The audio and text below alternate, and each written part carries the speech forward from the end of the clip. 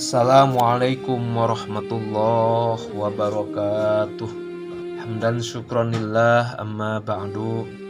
Di kesempatan kali ini sekelumit kita akan membahas pengertian daripada apa itu syariat, apa itu thariqah, dan apa itu hakikat dan ma'rifat. Sebelumnya, untuk membahas lebih jauh, jangan lupa subscribe dan nyalakan notifikasinya. Jadi pengertian syariat itu kalau ditinjau dari segi bahasa yaitu artinya tata hukum. Disadari bahwa dalam alam semesta ini tidak ada yang terlepas dari apa yang dinamakan yaitu hukum. Termasuk untuk manusia sebagai makhluk sosial dan sebagai hamba Allah Subhanahu wa Ta'ala, kiranya perlu untuk diatur dan ditata, sehingga terciptalah keteraturan yang menyangkut hubungan antar manusia, manusia dengan alam, serta manusia dengan Sang Maha Pencipta.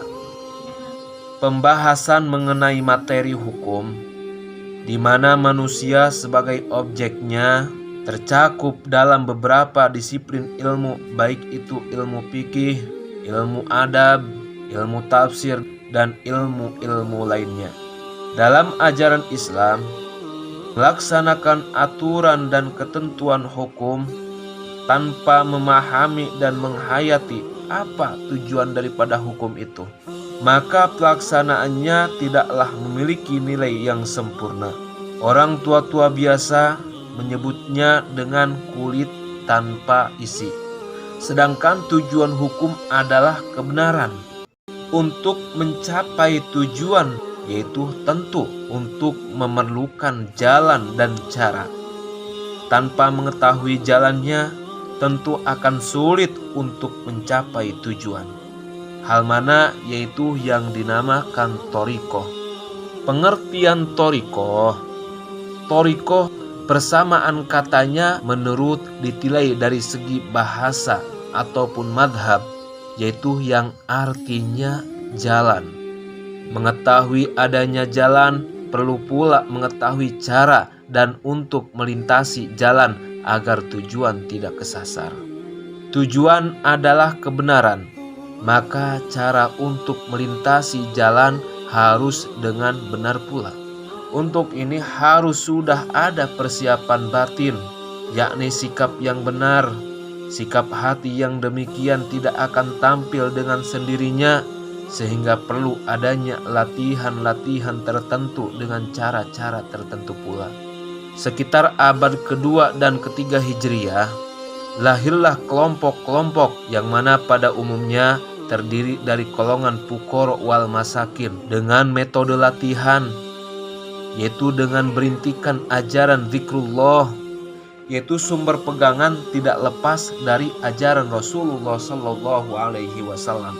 Kelompok-kelompok ini menamakan dirinya dengan nama thariqah yang berpredikat masing-masing sesuai dengan nama pembawa ajaran itu. Terdapatlah beberapa nama antara lain, di antaranya thariqah Qadiriyah, yaitu pembawa ajaran Syekh Abdul Qadir Jilani Qaddasallahu sirrahu. Yang kedua ada namanya thariqah Syadiliyah, yaitu pembawa ajaran Syekh Abu Hasan Asyadili Qaddasallahu sirrahu. Yang selanjutnya ada yang namanya thariqah Naqsabandiyah, yaitu pembawa ajaran Syekh Bahauddin An-Naqsabandi Qaddasallahu sirrahu. Dan selanjutnya ada pula yang nama thariqah Rifaiyah, pembawa ajaran Syekh Ahmad bin Abil Hasan Ar-Rifai. Ada pula thariqah At-Tijaniyah, pembawa ajaran Syekh Ahmad Tijani Qaddasallahu sirrahu. Itu di antara sekelumit nama-nama ajaran thariqah. Dan banyak lagi nama-nama thariqah yang mereka anggap sejalan dengan apa yang difirmankan oleh Allah Subhanahu wa Ta'ala, yang mana terdapat di dalam surat Jin, Bismillahirrahmanirrahim, wa allawistaqamu ala thariqati lasqainahum ma'an ghadaqo. Jika mereka benar-benar istiqomah, tetap pendirian, terus-menerus di atas thariqah jalan itu, sesungguhnya akan kami beri minum mereka dengan air hikmah yang berlimpah-limpah. Banyak ulama yang berpendapat bahwa dari sejumlah nama-nama thariqah yang tersebar di dunia Islam, ada yang secara muktabar yaitu diakui, dan ada pula yang ghair muktabar tidak diakui. Jadi seseorang yang memasuki thariqah itu dinamai dengan salik, orang yang berjalan. Sedang cara yang mereka tempuh menurut cara-cara tertentu, baik itu dari Qadariyah, Naksabandiyah, Rifaiyah, Tijaniyah, cara-cara tertentu itu dinamakan suluk. Banyak hal-hal yang harus dilakukan oleh seorang salik bila ingin sampai kepada tujuan, antara lain yaitu khalwat, nyepi namanya, ataupun semedi namanya. Di waktu khalwat ini diperlukan muraqabah, yaitu mengintip perilaku diri. Ada muhasabah, menghitung-hitung, merenungi diri mana yang baik dan terpuji dan mana yang jelek, serta mana pula yang tercela. Ada pula mujahadah, tekun, rajin, sungguh-sungguh dalam beribadah, dan banyak lagi istilah-istilah dengan riyadhah lahir dan batin, yang mana sesuai dengan petunjuk dari syekh ataupun guru mursyid tersebut. Dan yang selanjutnya yaitu hakikat. Pengertian daripada hakikat, istilah ini sudah merupakan bahasa Indonesia berasal dari bahasa Arab yang berarti yaitu kebenaran. Inilah yang dicari dan ini pula lah yang dituju.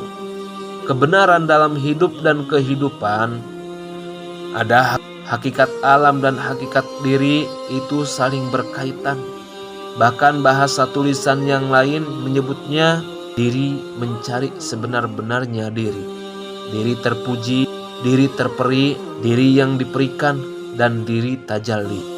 Identik dengan pengertian ada jasad, hati, nyawa, dan rahasia. Kebenaran bukan hanya terletak pada akal pikir dan hati, akan tetapi juga pada rasa, yakni rasa jasmani yang dapat dirasakan dengan rasa pahit, rasa manis, asam dan asin dan sebagainya. Ada pula yang disebut rasa rohani, yaitu yang dapat merasakan gembira, bingung, sedih, kecewa, dan ceria dan sebagainya. Dan selanjutnya terdapat pula pada diri manusia yang disebut rasa nurani, rasa yang penuh cahaya, tidak terasa pahit atau manis, dan tidak pula terasa gembira dan sedih. Disinilah kebenaran, dan di sini pula istana kebebasan, cinta kasih hakiki. Demikianlah antara lain penjabaran tentang diri mencari sebenar-benarnya diri. Pembahasan kita teruskan. Siapa yang mencari dan siapa yang dicari? Disinilah permainan rasa yang oleh para arif billah menyebutnya dengan istilah amrun dzauqi, urusan perasaan yang paling dalam, lepas dari isyarat dan i'tibar, lepas dari rakom dan rasam. Lalu dengan penuh kerendahan hati mereka kata kepada dirinya sendiri, malam yaduk lam yadri. Siapa yang tidak merasa tidak akan tahu isi rasa tersebut. Ma yakhruju baina sofataini illa isyarah wal i'tibar. Apa yang keluar dari dua bibir adalah hanya sekedar isyarat dan i'tibar. Itu arti daripada hakikat. Dan yang terakhir yaitu ma'rifat. Apa itu ma'rifat? Ma'rifat berasal dari kata arofa yang artinya mengenal, yang mana bersumber dari hadis Rasulullah Shallallahu Alaihi Wasallam, man arofa nafsahu faqad arofa robbah. Siapa yang mengenal dirinya, sesungguhnya dia dapat mengenal Tuhannya. Diri ini penuh dengan serba ketergantungan, kelemahan, banding dengan Allah Subhanahu wa Ta'ala yang memiliki kebesaran, kekuasaan, keperkasaan, dan kekekalan, serta memiliki seluruh sifat-sifat kesempurnaan. Tidak ada seorang manusia pun yang sanggup dan mampu mengenalnya dalam arti hakiki kecuali dengan Dia, Allah Subhanahu wa Ta'ala. Yang mana redaksi daripada man aropa nafsahu faqad aropa robbah, oleh sebagian ulama hadis bahwa redaksi hadis man aropa nafsahu faqad aropa robbah itu tidak dapat diterima. Yang mana dalam kitab Kasful Khofa wal Mudhillul Ilbas, yang mana dikutip keterangan Imam Muhyiddin Ibnu Arabi, seandainya dianggap tidak sah menurut hukum riwayat dan diroyat, akan tetapi dapat diterima dari segi kasar dengan bunyi hadis Bukhari Muslim, arafun nasi man arafu li nafsihi. Bahkan dalam ayat Al-Qur'anul Karim, wa fi anfusikum afala tubsirun. Bahkan Imam Dhinnun Al-Misri berkata, arabtu rabbi bi rabbi, aku kenal Tuhanku dengan Tuhanku jua, yakni dengan sinarnya, dengan hidayahnya, dengan kudrat dan irodahnya. Sebagaimana firman Allah Subhanahu wa Ta'ala, Bismillahirrahmanirrahim, walladzina jahadu fina lanahdiyannahum subulana. Orang yang bersungguh-sungguh di jalan kami akan kami berikan petunjuk semua jalan. Jadi menurut para arif billah, bahwa seseorang yang bersungguh-sungguh di jalan Allah Subhanahu wa Ta'ala, mereka itu adalah laksana jarum dengan gumpalan persani. Karena getaran magnet itulah dia bisa berlari mengejar persani tersebut. Akhirnya si jarum tidak sadarkan diri, laksana Kangjeng Nabi Musa alaihissalam, yaitu waktu di Bukit Turisina, mana diabadikan di dalam surat Al-A'raf, wa kharra Musa so'iko. 4 bagian ini, yaitu syariat, thariqah, hakikat dan ma'rifat, adalah sudah merupakan satu kesatuan yang tidak dipisah-pisahkan. Apabila gugur salah satunya, maka berarti gugur pula keseluruhannya. Maka oleh sebab itu, bagi orang yang pengamal thariqah, maka hakikat dan ma'rifatnya itu harus dipelajari. Mungkin cukup sekian dari saya, kurang lebihnya saya mohon maaf. Khudma sopada amakadar, akhirul kalam. Wassalamualaikum warahmatullahi wabarakatuh.